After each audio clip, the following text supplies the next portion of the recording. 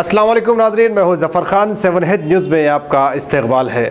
शहर हैदराबाद के कोंडापुर इलाके में विश्वास सपोर्ट सेंटर का इफ्तिताह अंजाम दिया गया। पेश है इस मामले पर हमारे नुमाइंदे जासिम जाबरी की ये रिपोर्ट। विश्वास यानी भरोसा एक ऐसा लफ्ज़ है जिसमें तहफ़्फ़ुज़ की रमक मिलती है। हुकूमत की जानिब से शुरू करदा विश्वास सपोर्ट सेंटर का आज रंगारेड्डी डिस्ट्रिक्ट कलेक्टर रघुनंदन राव ने कोंडापुर में इफ्तिताह अंजाम दिया। इस मौके पर सैबराबाद CP संदीप शंडलिया ने बतौर मेहमान खुसूसी शिरकत की।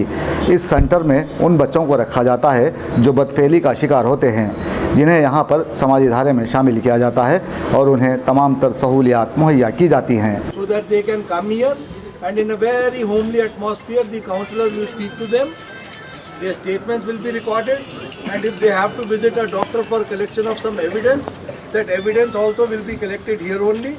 Area hospital के incharge doctor is telling that we have 8 women doctors, so I think this center should really work well.